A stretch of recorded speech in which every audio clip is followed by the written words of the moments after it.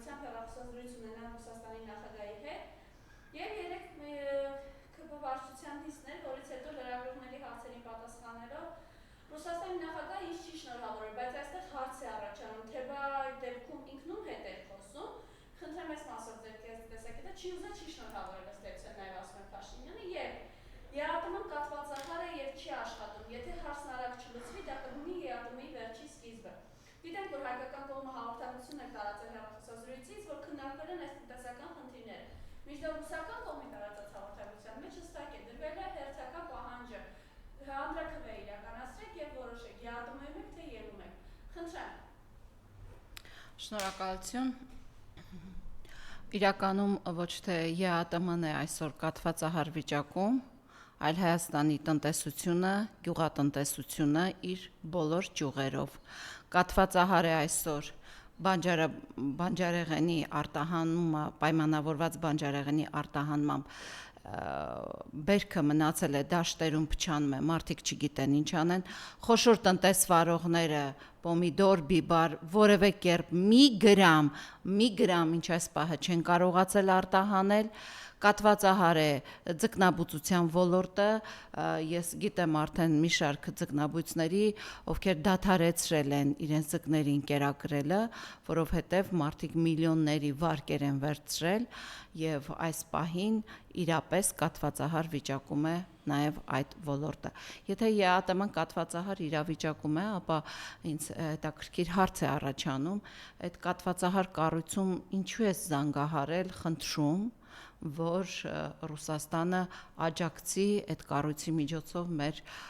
ապրանքների շրջանառությունը, արտահանումը նորից կազմակերպվի։ Տարօրինակ է, չէ՞, կաթվածահար կառույցի հետ կապված ինչ խնդրանք ունենք, հայկական կողմը ինչ խնդրանք ունի։ Իրականում ես անձամբ ինքս դեմ չեմ շուկաների դիվերսիֆիկացմանը, սակայն շուկաների դիվերսիֆիկացումը կարող է լինել մի պարագայում, երբ որ դու 8 տարի իշխանության ես, 8 տարվա ընթացքում դու այս իշխանությունը մեկ շուկա չի գտել հայկական արտադրանքը արտահանելու համար։ Կային այն շուկաները, որոնք կային, եւ այնտեղ որևէ շրջանառություն, առևտրաշրջանառություն գրեթե չի ավելացել, հիմա դու փակում ես այն կայուն շուկան, որը տասնամյակներով ձևավորվել էր եւ ձևավորվել էր ինչպես կառավարության, այնպես էլ արտադրողների համար ջանքերով։ Օրերս ես ձկնաբույծներից մեկի հետ խոսում էի, շատ հետաքրքիր օրինակ բերեց, որ ինքը 4-5 տարի արկղերով ձուկը տարել է Ռուսաստանի Դաշնություն դեռ 20 տարի առաջ։ Ռուսաստանի բնակչությանը սովորեցրել է հայկական իշխանի որակը, հայկական իշխանի առավելությունները, այսինքն հենց այնպես Ռուսաստանի շուկան չդարձավ հայկական ապրանքների արտահանման բարեկեցիկ միջավայր։ Դրա համար աշխատանք է տարվել թե պետական, թե մասնավոր սեկտորի կողմից տասնամյակներով։ Հիմա այս իշխանությունը որոշեց մի զարկով փակել այդ շուկան, Եվրոմիությունն էլ դե հայկական ապրանքների միակ եւ ամենախոշոր շուկան էր, ինչու ոչ, նաև ոչ դուք 7-6 միլիարդի շրջանառություն էր տեղի ունենում, նաև հարկեր էր գալիս, հիմա ամենախոշոր հարկատուները, օրինակ Սպայկա ընկերությունը, ձկնարտադրողները, ամենախոշոր արտադրողները ջերմոցային տնտեսություններից սկսած, այսօր հայտնվել են շատ վատ վիճակում, ոչ կարողանում են արտահանել, իսկ բանկերն էլ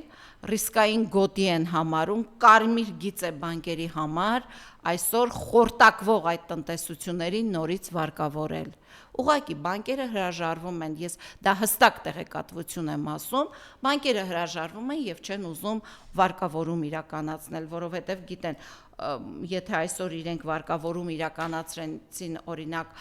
լոլիկի արտադրությամբ զբաղվող ջերմոցային տնտեսությանը, բիբարի արտադրությամբ զբաղվող ջերմոցային տնտեսությանը, միևնույն է իրենք իրենց բերքը չեն կարողանա արտահանել։ Ասեմ ավելին, գիտեմ, որ մեկ բեռ հասել է Պարսկաստան, մոտ մի 20 օր, 15 օր առաջ մի բեռնատար բիբարով բարձված հասել է Պարսկաստան, հայտնվել է կրակոցների տակ, մեկ շաբաթ բեռը մնացել է այնտեղ, ինչ-ինչ պայմանավորվածության արդյունքում բեռը բարձվել է պարսկական ֆուռ, այդ ֆուռով պիտի հասնի Ուզբեկստան, Ուզբեկստանից պարսկական բիբարի անվան տակ հասնի Ռուսաստանի Դաշնություն, այս սա է Նիկոլ Փաշինյանի վարած տնտեսական, քաղաքական ռազմավարությունը։ Հիշում ենք ընտրություններից առաջ ինչ տեսակի կուտ կար կախեց ընտրողի ականջից, հենց Նիկոլ Փաշինյանը, ասելով, որ առաջին այցս Ռուսաստան, առաջին քայլը Ռուսաստան, ես այո, շուտով կգնամ եւ այլն, մենք տեսանք առաջին այցը Եկատերինբուրգում էր Միշուստինի հետ, դա խայտարակ հանդիպում էր, դա մեր արժանապատվությունը անգամ վիրավորվեց, ես կարծում եմ յուրաքանչյուր հայ արժանապատվությունը վիրավորվեց, տեսնելով այնտեղ ինչ ընդունելություն, ինչ հանդիպում եւ ընդհանրապես ինչի արժանացավ երկրի ղեկավարը, այսպես ասած, եւ երկրորդ դու զանգահարում ես, խնդրում ես եւ Ռուսաստանի Դաշնությունից Պեսկովը շատ հստակ ասաց, որ մենք Հայաստանին ասել ենք անցկացրեք հանրաքվե, հասկանանք դուք գնում եք Եվրոպա, մենք ձեզ չենք ֆինանսավորելու, որովհետև Եվրոպայի գնալու ճանապարհը մենք չէ որ պիտի ֆինանսավորենք, այլ նույն Եվրոպան պիտի ֆինանսավորի, եթե չեք գնում, հասկանանք ԵԱՏՄ-ի հետ մեր հարաբերությունները։ Ստացվում է, որ այսօր Հայաստանը հայտնվել է մի իրավիճակում, այդքան խոսվում էր ինքնիշխան պետություն, պահել, մեր ինքնիշխանությունը, պահել, մենք չենք գնադառնանք, մենք չենք գնադադել, սրանք ամենամեծ կոշիկ լիզողներն են դրա մասին, բազմիցս ասել եմ, կոտորվեցին Ադրբեջանի եւ Թուրքիայի կոշիկները լիզելով, ստացվում է, որ այսքան ինքնիշխանության մասին քարտեզը իրենց կրծքին խփած վազեցին, 3-4 ամիս աչ ու ձախ վազեցին եւ հիմա այս ինքնիշխան պետությանը հարկադրում են երկու հանրաքվե անցկացնել։ Աշխարհում չկա որևէ պետություն,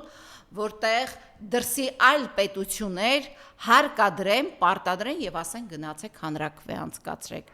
Մեկ հանրաքվեն Ռուսաստանն է պարտադրում, Եվրոպա թե Ռուսաստան, պիտի հանրաքվեով դա որոշենք, որպեսզի մեր ապրանքների դիմաց իրենց դարպասները բացեն եւ երկրորդ հանրաքվեն, որ Ալիևն է պարտադրում, ասելով սահմանադրության նոր հանրաքվե պիտի անեք, փոխեք, դուք չունեք անկախություն, դուք չկաք, էլի, այսպիսի մի տերմինոլոգիա, դուք չկաք, բերեք մի սահմանադրություն դաշտ, որում շատ պարզ երևա, որ դուք ոչնչություն եք։ Հիմա երկու հանրաքվե այս ինքնիշխան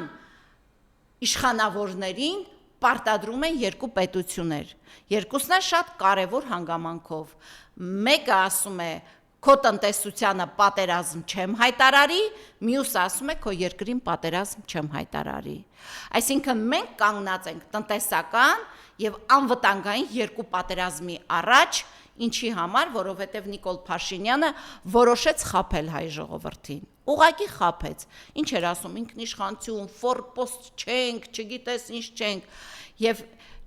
ցույց տվեք, եթե կան քաղաքագետներ, վերլուծաբաներ, նույն ԿՊ-ում, ցույց տվեք մեկ այլ երկիր, որին երկու պետություն հարկադրում է հանրաքվե անցկացնել։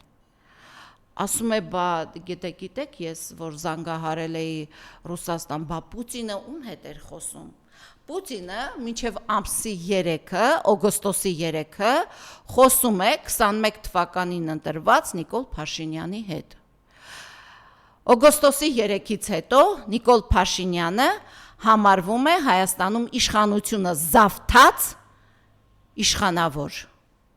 Խայտարակ ձևով ամենամեծ խայտարակությունը, որ տեղի է ունեցել մեր ընտրական process-ներում, դա 26 թվականի ընտրությունն է։ Փաստացի Նիկոլ Փաշինյանը գողացավ ԲՀԿ-ի մանդատները, գողացավ բառիս ամենաուղիղ իմաստով։ Նիկոլ Փաշինյանը խաբեց ընտրողներին, տալով 10,000 դրամ ընտրակաշարք եւ ուր գնում էր, բոլորս լավ հիշում ենք, ասում էր, օգտվում եք անվճար ապահովագրությունից, առողջապահական ապահովագրությունը լավն է, օգտվում եք, այն որ ասում է, հա, ոնց էր համը իմ ձաքի, այ նույն Նիկոլ Փաշինյանն է իրականացնում, անվճար ապահովագրությամբ խաբեց հայ ժողովրդին 2 ամիս, ես միշտ ասել եմ բյուջեում, ֆինանսների նախարարը միակ ազնիվ մարդը, որ Փաշինյանի թիմում գտնվել է,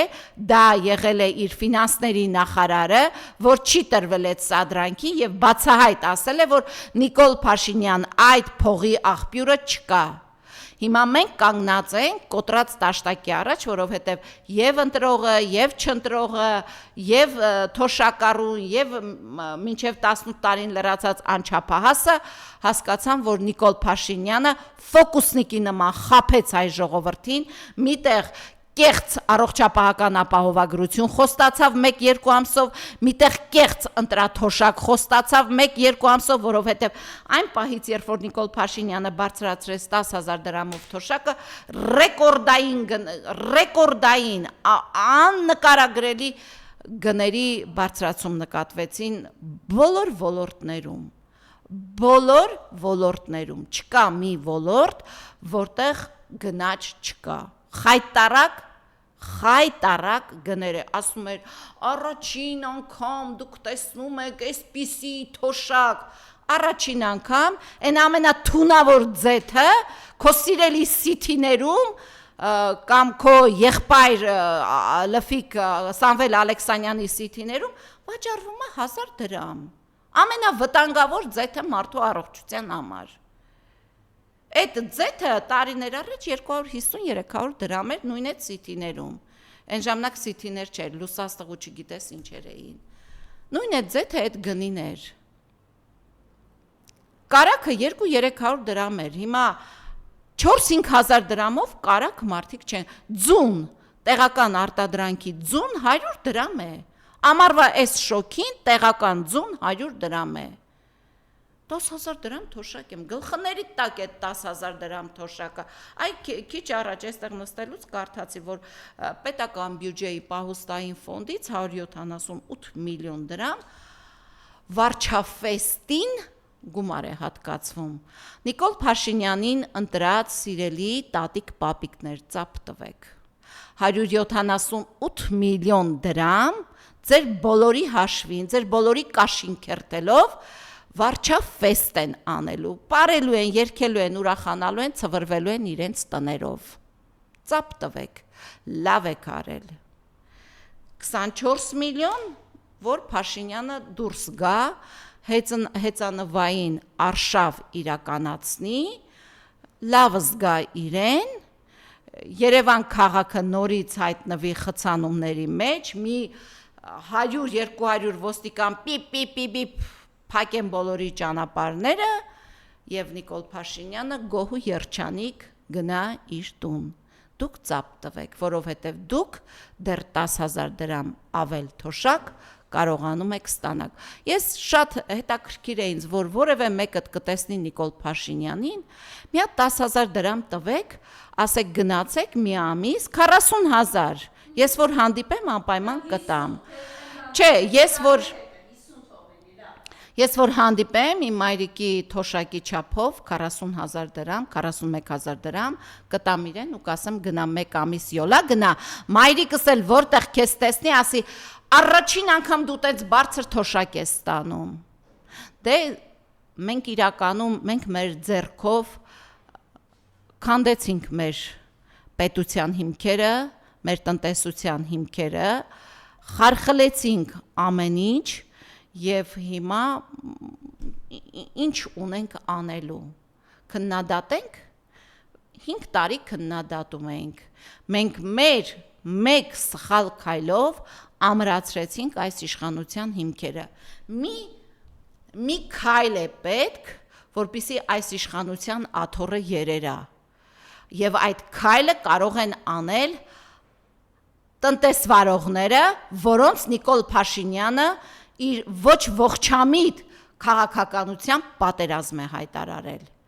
Մեկ քայլ կարող են անել տնտեսվարողները, եւ այդ քայլը պետք է լինի համախմբված, միասնական, ոչ թե լոլիկ արտադրողը այստեղ ճանապարհ փակի, բիբար արտադրողը գնա կրակի տակ հայտնվի, ձուկ արտադրողը առանցին մտածի ինչ անի, ձկանը չկերակրի, չգիտեմ, կերաս արտադրողը մտածի ոնց անի բերի, ծաղիկ արտադրողը ասի դե լավ Եվրոպան դարձել է սիթի ու զով կլցնենք այս տարի, հեսա սուբսիդիան կտա երևի յոլակը գնա։ Բոլոր տնտեսվարողների ուշքն ու միտքը կառավարության կողմից տրվող սուբսիդիան է, չի լինելու այդ սուբսիդիան, որովհետև Եվրոպան այդ գումարը Նիկոլ Փաշինյանին չի տալու, որևէ պարագայում չի տալու։ Եթե մենք փորձում ենք գնալ Եվրոպա, մենք պետք է երկար տքնաջան աշխատանք տանեինք։ Եվս 4-5 տարի, գուցե 10 տարի համբերեինք, մինչև ամբողջ աշխարհում կունենայինք մեր շուկան, թող մեզ խնդրեին Ռուսաստանից, ասեին ձեր լոլիկը բերեք մեր երկիր, բայց հիմա մենք անխոհեմ մեր քայլերով փակել ենք բոլոր ճանապարհները, փակ երկիր ենք դարձել, փակ երկիր։ Արտադրում ենք, լցնում ենք եւ այսօր գալուց ես տեսնում եմ, որ օրինակ Տիգրան Ավինյանը հրահանգել է իր այդ տեսուչներին, դե այս իշխանությունը միայն մեկ բան է լավանում, քերթել մարդկանց կաշիները, բոլոր առումներով։ Հիմա վաղ առավոտից տեսնում եմ տեսանյութեր, որ այդ աշխատողներին լցրել է փողոցներ, միայն Մալաթիա Սեբաստիա համայնքից 8 տոննա միրգ ու բանջարեղեն են առգրավել։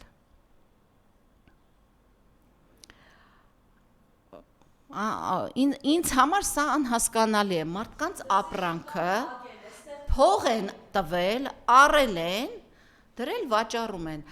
Ուզում եմ հարցնեմ Տիգրան Ավինյան, դու փողոցները այնքան կարգի ես բերել,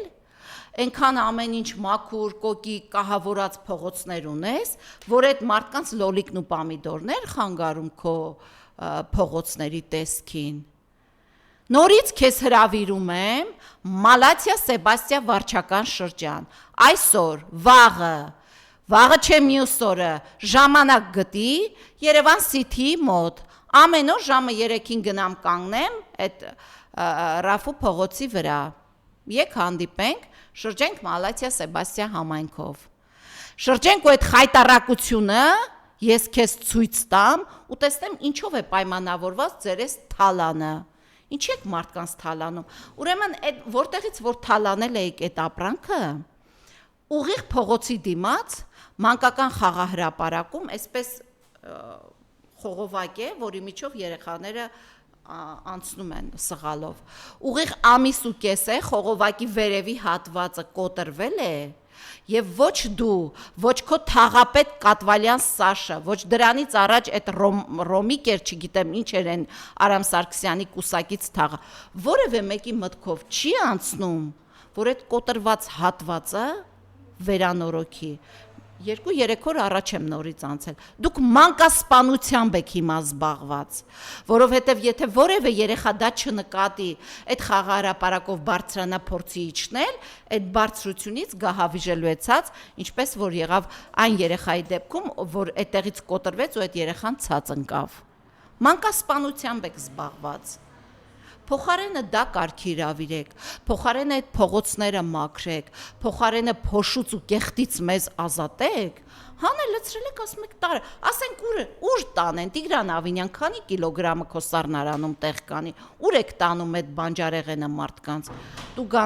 գանում եք, չեք թույլատրում, դու գանեք ողջամիտ 10,000 դրամ, թող մարդիկ հավաքվեն գնան, կամ այդ հասկանան ամեն օրվա 10,000 դրամը, դա շուկայի գումարն է, մտցնել շուկա վաճառեն, ձեզ ով է թույլ տվել 8 տոննա թալանել մարդկանց առած բանջարեղենն ու միրգը։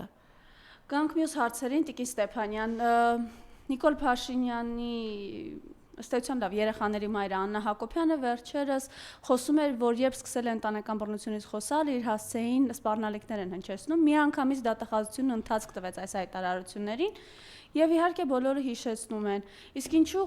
չի խոսում այն մասին, ինչպես Սևազգեստ մայրերին եռաբլուրից քաշ տալով, ոտք ու ձեռք անելով, ուղղակի հազար ներողություն, բայց հենց այդպես էր դուրս էին շպրտում իրենց զավակների գերեզմանից, երբ մայրերը ուղղակի պահանջում են, որ իշխանությունը իդեմս Փաշինյանի չմոտենան իրենց զավակների գերեզմանին։ Ինչու չեն խոսում, երբ քարոզարշավի ժամանակ Նիկոլ Փաշինյանը բղավում ու սպառնալիքներ էր հնչեցնում անվանի մանկաբարձի դեմքին եւ հետագայում պարզ դարձավ նաեւ, որ մանկաբարձը աշխատանքից ազատվել է։ Ինչու չեն խոսում, երբ մետրոյում հարձակվեց այն կնոջ վրա, ով իր անչափահաս երեխայի հետ էր եւ ազատամարտիկի դուստր էր նա դրա մասին։ Խնդրեմ այս ամենի հետ կապված եւ ամենակարևորը, ինչու չեն խոսում այն մասին, որ ինչու չի խոսում Աննա Հակոբյանը այն մասին, որ Արեգնազ Մանուկյանը սարսափելի պայմաններում այսօր կալանավորված է զրկված լինելով իր անչափահաս երեխայի հետ շփվելու հնարավորությունից։ Նախ ես իմ զորակցությունն ու աջակցությունն եմ հայտնում Արեգնազ Մանուկյանին, որի հետ 8 տարի աշխատել եմ, մենք միասին նույն կոլեկտիվում աշխատել ենք, խելացի, կիրթ, լավ մայր, լավ կին, լավ դուստր, լավ գործընկեր է Արեգնազ Մանուկյանը եւ ուղղակի Նիկոլ Փաշինյանը քինախնդրությամբ է այսօր զբաղված բոլոր ընդդիմադիր գործիչների նկատմամբ Արեգնազ Մանուկյանի ես չգիտեմ, եթե մենք հիմա հաշվենք, այդպիսին մոտ 130-140 մարդ կլինի, որոնց նկատմամբ այսօր զուտ քինախնդրությունն է գործում, իսկ ինչ է Գագիկ Ծառուկյանին, որ այդպես տապալեցին իր 93-ամյա մոր աչքերի առաջ, դա խոշտանգում չէր, Ռոզա Ծառուկյանի հանդեպ դա խոշտանգում չէր, իհարկե դա խոշտանգում էր։ Վերադառնանք ծնողներին։ Ուրեմն մեր զոհված զինծառայողների ծնողները, պատերազմում որդիներ կորցրած, հարազատներ կորցրածների ծնողները, անհետ կորածների ծնողները, արտաշիրիմում պահանջողների ծնողները ամեն օր 24 ժամյա ռեժիմով 20 թվականից ի վեր խոշտանգվում է Աննա Հակոբյանի ամուսին Նիկոլ Փաշինյանի կողմից։ Այդ մարդիկ Նիկոլ Փաշինյանի վարած վատ քաղաքականության հետևանքով գիշեր ու զոր բարոյական հոգեբանական խոշտանգման են ենթարկվում։ Եթե որևէ մեկը կգտնվի ինձ կասի, որ դա սուտ է, ես իրեն կասեմ գնացեք, մեկ օր գիշերեք տիկին Նադիայի տանը, տեսեք թե ինչ ապրումներով է այդ կինը լուսացնում իր գիշերը։ Գնացեք մեկ օր Արմինեի, Նարինեի, Ազատի, չգիտեմ, Արսենի գնացեք այդ ընտանիքներում Արեգայի, որի անունը տամ, որին ասեմ, որինը թողնեմ։ Հարյուրավորներն են։ Գնացեք, փորձեք իրենց հետ գիշեր անցկացնել։ Դուք տեսեք այդ մարդիկ քուն ու դադար ունեն։ Գնացեք, տեսեք այդ մարդիկ քուն ու դադար ունեն, դուք այդ մարդկանց ինչ կյանք եք տվել։ Դրանից մեծ խոշտանգում, որի մասին ես բազմիցս խոսել եմ, դրանից մեծ խոշտանգում, կյանքի հոգեբանության խոշտանգում ավելի մեծ լինել չի կարող։ Դուք պատկերացնում եք, մարդը թողել է իր որդու շիրիմը առանց պատշաճ ուղարկավորելու, թողել է այնտեղ թուրք ասկյարի ոտքի տակ եկել է ու այստեղ սրանք խաղաղություն, այսպես սրտիկ, պրտիկ, գրտիկ, չգիտես ինչ խաղաղություն ու այս մարդիկ ասում են դե գնանք բերենք մեր շիրիմները, մենք էլ քրիստոնյային վայել ապրենք, խնկարկենք, արտասվենք, ծաղիկներ խոնարենք, դե գնանք բերենք նավթը, զիբիլը, զրթը, փրթը, բերում ես Բաքվից ստեղ թանկ ու կրակ լցնում ես շուկան։ Գնանք մարդավարի բերենք այդ աճուները, Գնանք բերենք մարդիկ ուղարկավորեն։ Գնանք որոնողական աշխատանքներ սկսենք Բաքվի բերթերում, չգիտեմ, ամենուր, գնանք գտնենք մեր անհետ կորածներին։ Դրանից մեծ խոշտանգում, որ իրականացնում է Աննա Հակոբյանի ամուսինը, ավելի մեծ խոշտանգման մեր մայրերը, մեր կանայք երբևէ չեն ենթարկվել։ Դա իմ համար, այ հիմա ասում եմ Աննա Հակոբյան, եկեք պայքարենք այդ խոշտանգման դեմ։ Եկեք միասին, այո, եկեք միասին, կծվեք ինձ, պայքարենք այդ խոշտանգման դեմ։ Դուք ամենամոտն եք ձեր ամուսնուն, ասեք ինչու չեք գնում այդ աճյուները Արտաշիրի մոմանում բերում այստեղ ուղարկավորում, ինչու դա չեք կազմակերպում, դիմում եմ ձեզ, ամենամեծ խոշտանգումը, որ իրականացվում է այսօր հայ կնոջ, հայ մոր նկատմամբ, դա է, որ մարդը մայրը գիշերը գլուխը դնում է բարձին ու մտածում, որտեղ է իր որդին, որտեղ է խոշտանգվում, ինչ է կատարվում իր որդու հետ, խոսքս անհետ կորածների մայրերի մասին է։ Աննա Հակոբյան, քեզանից մոտ ոչ մեկ չի Նիկոլ Փաշինյանի հետ, մի հատ ասա ինչու ես խոշտանգում այդ մայրերին, ինչու ես ամեն օր վաղ առավոտից խոշտանգում 24 ժամյա ռեժիմով, քանի տարի դու խոշտանգում ես այդ մայրերին։ Պատերազմում անհետ կորածների, Պայթյունից անհետ կորածների,